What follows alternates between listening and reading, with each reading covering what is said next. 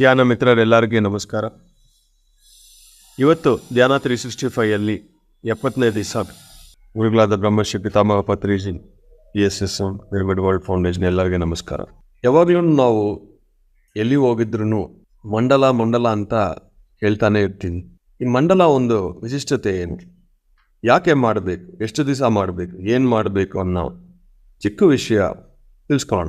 ಒಂದು ಮಂಡಲ ಅಂದರೆ ಪ್ರಾಪರ್ 41 ದಿವಸ, 40 ಅಲ್ಲ 41 ದಿವಸ ಆಗುತ್ತೆ. ಒಂದು ವರ್ಷಕ್ಕೆ ನಾವು 9 ಮಂಡಲಗಳು ತಗೋಬೋದು.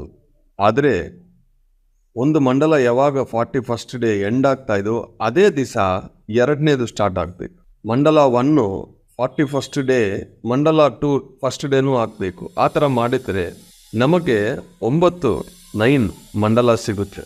ಒಂದು ವರ್ಷ ಒಳಗೆ 9 ವಿಷಯಗಳಲ್ಲಿ ನಾವು ಮಾಸ್ಟರ್ ಆಗ್ಬೋದು.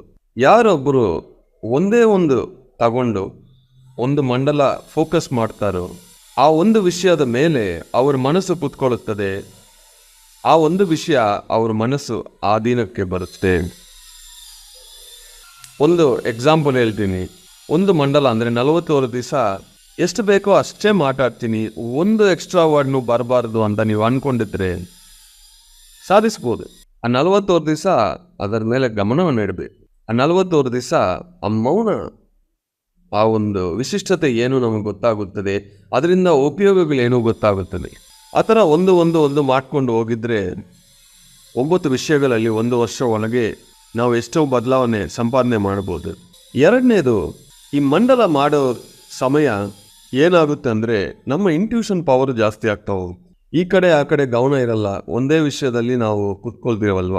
ಆವಾಗ ಏವಿಯೇಷನ್ಸ್ ಯಾವಾಗ ಇರಲ್ವೋ ನಮಗೆ ಸೋಲಿಂದ ಇಂಟ್ಯೂಷನ್ ಪವರನ್ನು ಜಾಸ್ತಿ ಆಗುತ್ತದೆ.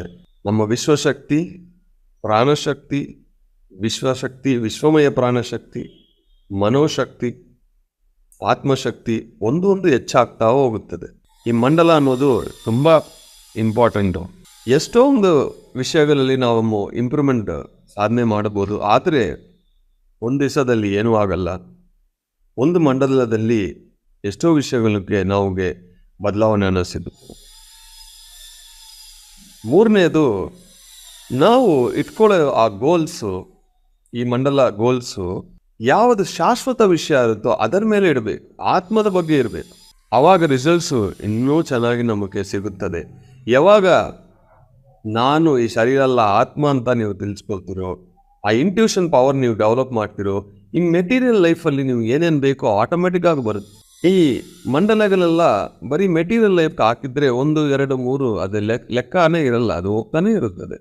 ಬಟ್ ಯಾವಾಗ ನೀವು ಆ ಇಂಟ್ಯೂಷನ್ ಪವರ್, ಸೋಲ್ ಪವರ್ ನೀವು ಕೈಯಲ್ಲಿ ಇಟ್ಕೊಳ್ತಿರೋ, ಈ ಮೆಟೀರಿಯಲ್ ಲೈಫ್ ನೀವು ಏನೇನು ಬೇಕೋ ಆಟೋಮೆಟಿಕ್ ಆಗಿ ಬಂದ್ಬಿಡುತ್ತೆ. Spiritual science is the mother of all sciences.